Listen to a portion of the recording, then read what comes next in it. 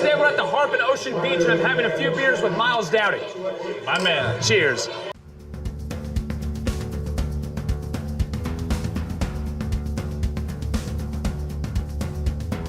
I've been thinking about the things that are stuck inside my head, and I can't get them out. And I've been waking. Hey, Miles, first and foremost, this is your bar. We're sitting in your bar. It's nuts, man.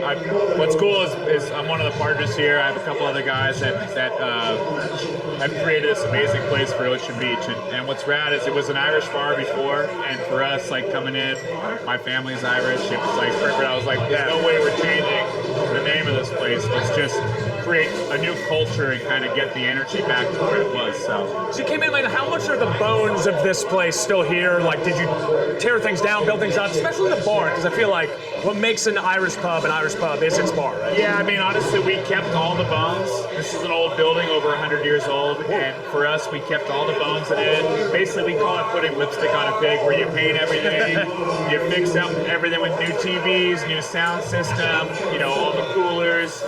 The bar was run a certain way for a long time, and when we came here, it basically, the energy of the town shifted and the business shifted, where it was so busy that a lot of stuff that was old and run down, we had to start replacing and kind of revamping to now. But is that recent with Ocean Beach, with like a lot more people down here just coming down and hanging out? Or? I mean, honestly, I think the fact that we have music 5-6 days a week here. I'm a musician. I grew up in this town. I grew up literally a block and a half from the bar. My dad still lives there. My partners were bartenders here for 25 years in Ocean Beach. Wow, okay. So it's great. Like, everyone has a deep root in the town, so it makes it more special. I think that's ultimately what has created a lot of the buzz. Like, so many people come in and they're coming in groups and corporations and buying things and changing the culture of the town, where you have people that, I'm from here, I went to OB Elementary, and having the culture of the town, living here, I think is a big boost to, it's always nice when it's homegrown, definitely. Basically. Well, you're homegrown talent too, so is it, you've toured the world at this point. You Slightly Stoopid, obviously people don't know, Miles' band. Were you always kind of staying local here? Did you kind of gravitate different places? It must be hard in the early days, especially when you're on the road all the time, touring behind things. Yeah, I mean, back in the day, like doing the grind of tour, we were gone 250 days a year, just doing anything we could. We were sleeping on floors. We were, we rolled through 3 different, Dodge Rams, going 200,000 miles in each. On the same tour? No, I'm just saying, like, just touring over time, driving before we went in the buses. And so you spend so much time being gone. But I've lived here my whole life. I still, like, when you finish tour, I come home. Yeah, this is where I want to be. I've been to every state. The band is, we've been everywhere in the world. And me and Kyle, we're from Ocean Beach. We grew up here together since diapers. So it's rad that just being able to come back and also still contribute to your town that you grew up in. You're creating energy. Like, it's just like anything. You're kind of giving back to your community because you're sending this positive message of this new place to be with music. The service is incredible. You're cultivating a music scene here too. I feel like OB has. I'm relatively new to San Diego, and I'm a musician myself, but it seems like it's cultivating a music scene down here. You're obviously helping with that. Do people know when they're getting booked here that Miles from Slightly Stoopid is the one who's booked? Yeah, I mean, ultimately, I think they definitely know that.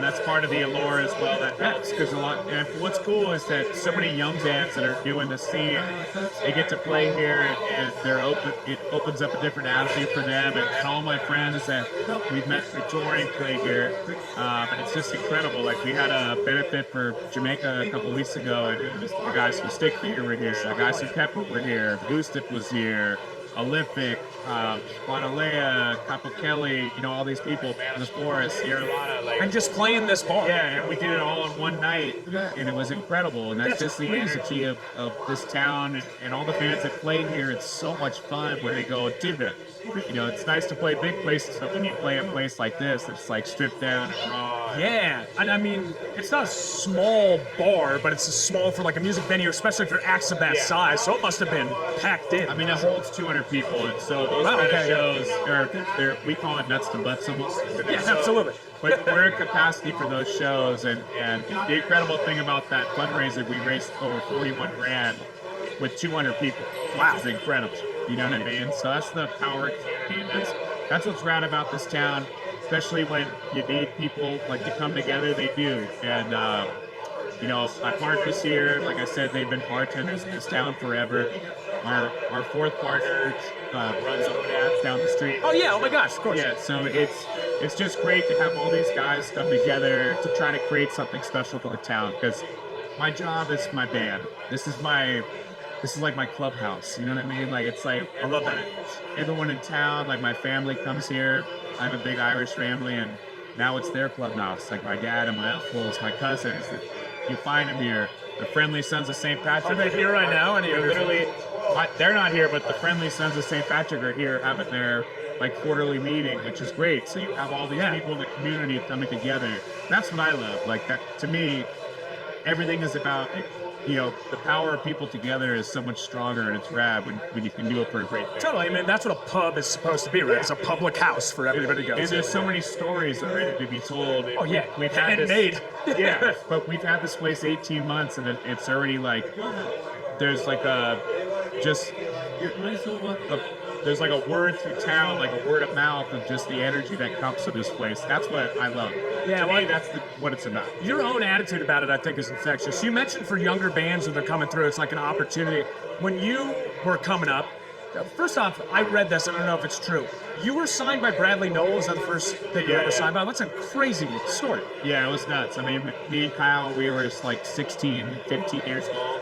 Did you know who Sublime was at that time? Okay, so we were like, that was back in the day when there was still cassette tapes. Yeah. So we were rocking like the 40 Ounce of Freedom cassette tape, CD kind of era. And Kyle's dad actually was how we first heard of Sublime. We do surf trips down to Mexico, like K38s, 39s, and he had gotten a tape from the Sublime guys, and that's kind of how it really got us listening to them, and that's wild. And yeah, so they kind of took us under their wing when we were kids, and it was a blessing, you know what I mean? Because how old are they at that time? Like 25, 24? Yeah, around 25, right around there. Yeah, so Brad passed when he was 27, so okay, it had to have been right around 25. Yeah, what an amazing start to a career, you know, to like have like a literal icon be the one who like finds you. Yeah, it was nuts. I mean, it's, you know, you kind of just, like, say things. It's hard to explain, really. It's such a crazy thing to even happen, but it was such a blessing for us just because it taught us so much at such a young age that we didn't really know shit about any of that. We didn't, about like the business side, or about like songwriting? Just music, in general. Like we were kids, and they were talking about touring and all these things that we just didn't really understand. Totally. So it was great. It was such awesome lessons to learn, and that kind of started us on our way. And we're here. You know, I think, and I'm sure you've heard this many times, and you should, you're a really great guitar player, and that type of guitar playing is like, I don't know, it's not as, because I play like folk guitar and I finger picking, like the hammers on the rolls and everything like that. It makes such a unique sound, especially when you merge it with things like reggae and jazz. Such an eclectic sound. Like, what is your background in music? How did you get into? I mean, I think what's cool about the band is we're just fans of all kinds of music. Really started out as more of a punk rock band. As you get older, you kind of evolve just with what you're listening to. You know what I mean? I was growing up, my mom was listening to everything from Springsteen to Marley to, you know, just an eclectic mix at the house. So you kind of, I feel like everyone, there's part of whatever they grew up listening to their parents. It's kind of their influence, kind of. Yeah, Billy Joel. Yeah, and just, you know, getting those kind of inspirations into the music, and for us, also just everyone in the band has just a different style, which makes it cool. It kind of gives you the ability to kind of go anywhere with music. That's what's rad about it. Yeah, does it make it hard sometimes though? Do you clash, or is it just? I mean, see, I don't really like to use the word clash. I think there's always going to be difference of opinion on music and art in general. Art doesn't matter. You're always, people are going to have a different vision. And for us, though, what's rad is no matter what, the yin and yang of everyone in the band creates what Slightly Stoopid is. So Yeah, well, I mean, obviously it's paid dividends. You're the first guest, and maybe the only person I think I've ever spoken to in my life, where I listen to your music and I have a vivid memory of like one moment of my life of just driving to a hockey practice and we were smoking hookah in a car, listening to 2 a.m. and just listening to that song like over and over and over and over again. Yeah. Oh, yeah. Do you get those types of things from people all the time? Like, yeah, you know, I remember this one thing, and like, your music was the soundtrack to this moment. What's always cool is hearing like, oh, it was the soundtrack to my life growing up, or like it changed, you know, it helped me get through this sort of time in life. And that's what I always say, just even from stage, like music is what brings us all together. So like, it's such an eclectic mix of people when you're playing a concert. And if you always listen to the media's portrayal of what society is, they're so fucking wrong on every level. It's just silly. Like, oh yeah, and you know, that's why I always say like the power of people together, no matter what, is always stronger. And if you let, you know, other people's opinions and things affect who you are, it's always going to send you the wrong way. Like you have to be true to who you are and realize that, you know, everyone just wants to live a good life. Yeah, totally. I wonder if like being in bands helps you with that more than like other activities, because you're kind of married to like, well, in your case, like 6 or 7 different people. But I mean, like, sure. It's a marriage in lots of ways. You're dating a whole bunch of different people at the same time. Sure. So I mean, it is ultimately kind of like that. Yeah. You know what I mean? Regardless, because you're in tight quarters and things, but. You know, just like anything, you don't always have to agree in life. That's just part of it. But like to me, you're always stronger together. So you know, the longer you can. There's not many bands that we've been a band over 30 years. Like, you know, that's wild in and of itself. It's nuts. Yeah, like not a lot of people can say that, and we're blessed to do what we do. So I love it. You know, we're sitting here having a beer. Yeah, hell yeah, talking about your art, yeah. Well, also, I mean, you're still making music. You just released a new single like this week or last week, wasn't it? Which is really good, by the way. I was listening on my way over here. It's good rainy day music, actually. What's good is for us, we have a new record coming out in 26. We're just having fun still. Like, that's the to me. Just gonna do it how like you feel it now? Are you like obligated to put out X amount of records? Like, no, we haven't put out a record in years, so like we're not obligated to do anything. For me, it's gonna come out when it comes out. Yeah. You know, and when you've been playing this long, like for us, we all started having families, so it's kind of like we dedicated so much time in our lives to people. They can't really get mad if we want to have a little time to also create our own lives outside of music, and that's the reality. Like, and I think it's important that not only we get to experience that, but people know that too. Like, hey, you know, we love what we do, but we also, you know, we want to be able to enjoy those things outside of music. Well, because your audience is growing with you too. Yeah. That's the thing. Like, I'm not smoking hookahs in cars very often anymore, but you know, I can still listen to Slightly Stoopid. I still like that. I still like the herbs, but what's cool is like our fan base that started out with us, they're bringing their kids out. You know, that's gonna be wild. Yeah, that's rap. That's pretty cool. There's a piano over here that hopefully we'll get a shot of. I heard you talking to Rich, our producer. By the way, that's a cool magic trick that I learned from Rich. Yeah, look at that. He's gonna get me a beer. You have a piano over here. You said it was a family piano. That was in your house when you were that was my mom's piano, and it's an antique piano from forever ago. And my dad refinished it, and recently he was just like, hey, thanks. I'd love to get this piano out of the house. We put it at the bar, and he lives literally 2 blocks away. So they wheeled that shit down here. Seriously? Yeah. Like on skateboards, just like pushing? My uncles, like, they wheeled it down here. At least that. Should have got a Dodge Ram. And just I know. But it's pretty cool, just because then you, like an Irish bar, like you have all this like clutter and things of value, you know, for the mental, like things that have a story and a history, and that's what's cool. There's lots of cool stuff in here. The seat that you're sitting on is also very beautiful. Is that like an antique? Yeah, so this was from like the late 1800s, and it's actually from England, but we found it in an antique shop, and I was like, this is like perfect for you. It's not cursed, is it? Nah. The old saying, the English are too many. It's been fine. There's just a lot of charm here, and you can feel it like as soon as you walk in. It's a very rainy day right now, which is unusual in general just for San Diego. And I didn't know what it was going to be like when we came down here. I could hear this bar from up the street, and the band hasn't even started yet. There was so many people and just everyone talking and having a good time. What's cool is like a lot of times the whole couple blocks that we did, this place would be raging. That's when you know you got a great place. Yeah, and like I said, it's kind of, it's changed the culture of the town a little bit in a way that now the other two venues that are really the other music venues, like the shows are, they're getting better. Like, you know what I mean? We're bringing in more talent into these areas. Yeah. And it's rad to see. Like, I love when all the places that are holding music are being successful, because it means the town is successful. I love that, because it's not just all the businesses are going to benefit from it. Yeah. There's just more people, right?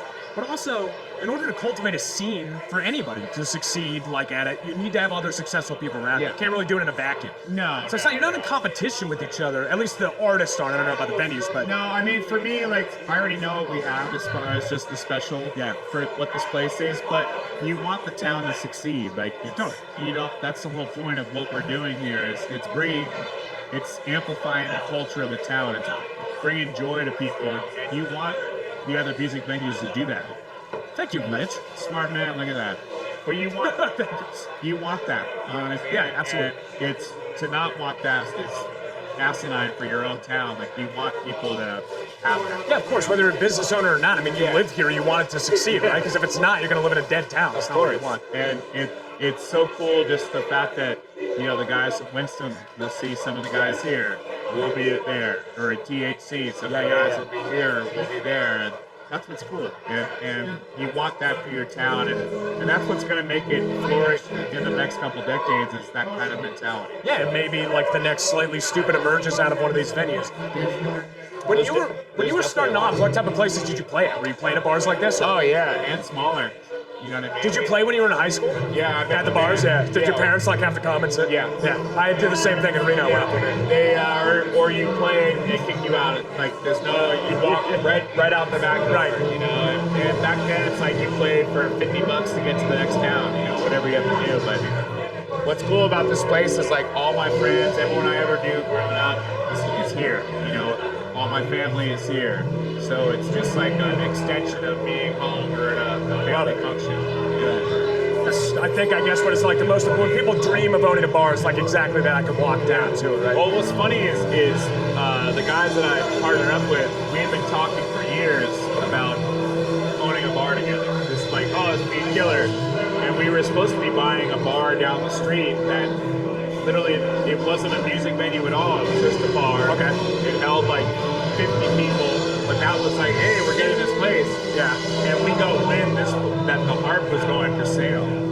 And 4 times the size, 200 people. It had the cabaret license for music. And it was just like, holy shit. Yeah, the stars aligning. Yeah, and it was the same exact price as the place that was. Really? That's insane. For 4 times the space. But it's because that's the first block.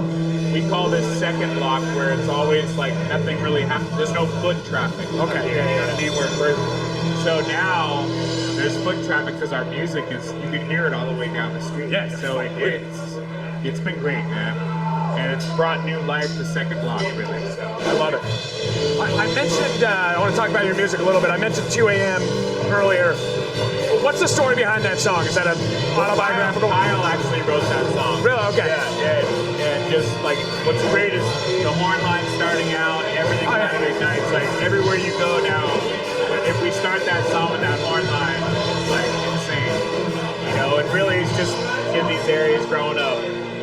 The police coming to your door for no reason, like those kind of back in party days of in Ocean Beach, and really it's just been a blessing. Though it was like a song that was like our first real like song that kind of went on the radio and got like semi-commercial success. You know what I mean? Like, Did you know it when you wrote it, or was it like a surprise? Be like, oh wow, this is. I don't think you don't ever really know that what song's gonna succeed or not. You know what I mean? That's kind of something that.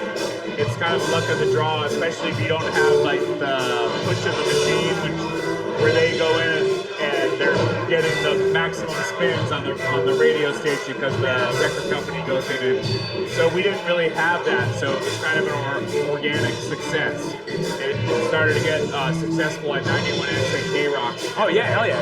So when those two kind of started to explode a little bit, then it started to get national attention. Yeah, well, K-Rock has launched so many bands. Well, yeah, they're really anything in the country. If it succeeds on K-Rock, it kind kind of succeeds everywhere. Right, yeah. What's it like the first time you hear it, like, on the radio? Do you remember that moment? I don't remember that exact moment. That's funny, you think that would be in your head, right? Yeah. All I know is I don't ever get bummed if I hear our music anywhere. Like, I'm just like, that's so dope. Like, someone's driving down the street, you're walking by a restaurant, it's like, That's gotta be like trippy. any of that stuff, it's like, Yeah. dude, that's so sick. Because then Hell yeah. you know, like, regardless, your music is reaching people, and like, the message, whatever you're preaching, there's no rhyme or reason, but the message that you're preaching is reaching to people, and it makes a difference. So, like, It's that thing that we mentioned earlier, you know, it's like a soundtrack to some moments in people's life. You know, it's no matter rad. what. Like, and people know we grew up surfing and skating around here, chilling. Like, this kind of Southern California roots rock reggae culture, surfing. Well, you have like a soundtrack to good times. I think maybe it was like Zach Bryan, but he said the first time he heard somebody playing his songs on a boat, he was like, "Oh my God, you're playing it on a boat!" You know, like you're only having good times on a boat. Yeah, big time. That's for real. What's the shittiest gig you ever played? God. You got 30 years of experience.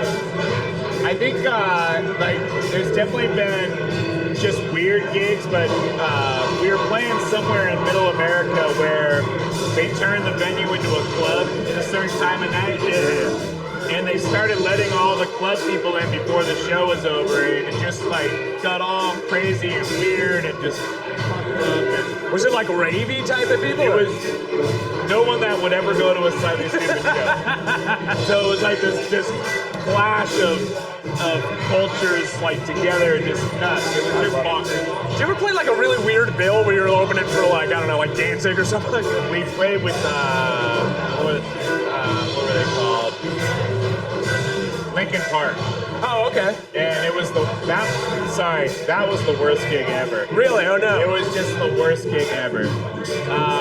They wouldn't let us use the front of house PA. They made us turn the monitor system around and point it at the crowd. It was the craziest shit. And You couldn't do that here, let alone playing in front of that. That's it was fucking terrible. horrible. And it was the only time we were ever like physically like fuck you. Like just like people towards us because they couldn't even just hear the band. Like, that's it was fucking just the madness, wrong dude. band to play with Lincoln Park, and like they've written some insane songs, so it was just like a weird. You're like, Oh, that sucks, dude. yeah, that was like the only like real bad experience. Everything else was incredible. Well, that's pretty good for 30 years. I could say 2 bad gigs is pretty decent. Where'd the band name come from? I mean, that's still like debatable. We don't really know. We were throwing around different things like slightly this or something that, and someone was like, "That's stupid," and it was like, you know, it was just kind of something in the room. We still, no one could like lock down exactly 100% how that came because it was just so long ago. That's funny. So it just kind of like Yeah. merged. And it's been the same name since like high school? Yeah. That's pretty amazing too, yeah. And we even like, what's funny is a long time ago we were on this high time thing like bands that never succeed because of their name, and we were like in the top 10. Oh, no. And it was just kind of funny just because obviously we've been successful and we made it. Yeah, you're on K-Rock, you're over for fucking Lincoln Park. And so I always thought that was like the greatest thing. Because negative publicity is still good publicity. Yeah, let me tell you, somebody worked in media for a long time. Yeah, like they didn't like our name, but there was no way to change the name because no matter what, like you remember, oh, those stupid guys, those slightly guys. Yeah, like, yeah. What the fuck was that, you know? And now that I'm older, it's funny to like you'll be somewhere, you'll be on a plane, and someone's like, hey, what do you do? I was like, oh, I'm in a band. Well, what's the name of your band? I'm like, oh, Slightly Stoopid. And they're like, what? Like, especially with like an older person or whatever, and they laugh a little bit because we can't not laugh. Yeah, of course, it's a funny name. So, but yeah, it's been awesome. Say like, not just biggest musical influences, I'm like, I guess here's a better way to phrase it. Are there musical influences that I guess people would not expect that you have? I don't know. I feel like we like everything. So I mean, I grew up with classic rock, also like soul music, 50s, 60s kind of music. I don't know. I feel like we've kind of been a kind of open book about our, influences and things. It's hard to say what would throw people off. Yeah. I've loved everything. I like stuff. What's funny now is I listen to like the shit my kids listen to, and I would never listen to that. Like what? Like K-pop Demon Hunters? So no, not the K-pop. My youngest just started listening to that. I'm like, well, I don't even know what this is, but I coach my daughter's teams, and so all the kids are playing all these songs they listen to, and now when I drive anywhere, I call it like pretty much your daddy Uber once they get older, and they control the radio. So whatever the 16-year-olds are listening today, that's like in my... Nice. You're plugged into the youth. Yeah, and it's pretty funny. There's some stuff where I'm like, sweetie, please just hit next song. Like, I can't hear this. But Crash this car. yeah, and all three of them listen to completely different music. Oh, that's funny too. So it's like, it's pretty awesome. I never really thought about that. My daughter's 4.5, and I just showed her Avril Lavigne, and no doubt, the first thing she saw Gwen Stefani, and she was like, I want to be here for Halloween. I was like, yeah, that's pretty fun. Oh, yeah, that's awesome. Yeah, my oldest likes a lot of country, like Megan Maroney. Nice, okay, yeah. So it's pretty cool just to see like the difference. That's what's rad about music. Like, there's no real. You can be a fan of anything. It doesn't matter. And it's funny because you can be, and then your music can be like way different than whatever you listen to. Of course. You mentioned High Times, and you said earlier, I think you still like the herbs. Do people come up to you and like ask you to smoke a lot? Yeah, but I don't. I will sometimes with people, but I don't really love to smoke joints anymore. Like, I'll do it every now and then, but I'd rather do a bong load all day. I don't smoke at all. Like, I never have. I have panic attacks like every time I do it. Oh, so is shit. it like, so different ways of smoking is going to affect you different ways? I mean, I always prefer a bong load. Okay. It's the best. Why, just faster? You'll never get higher than a bong load. Really? All right. Yeah. So probably not for me. I'd go with catatonic state. Yeah. If you're not a smoker, then I don't recommend a bong load because it's just too much. A joint would be easier. I need to get that in writing, so it's like a doctor's note. So when I go to parties, be like, actually, Miles from Slightly Stoopid said that it's cool that I don't have to. I'm telling you. But yeah, like I still prefer a bong load over anything. Nice. Miles, I really like the new song. I've been a fan of you guys for years. It's really awesome to meet you. This place is amazing. Thanks, man. I mean, this has been a really cool experience. Thanks a lot, dude. I'm stoked we can do it, man. And this place has been a blessing, bro. It's really so much fun, dude. Come down to Ocean Beach and hear the bands that are playing here. Fuck yeah. Miles, cheers, buddy. Appreciate it, bro. Appreciate it.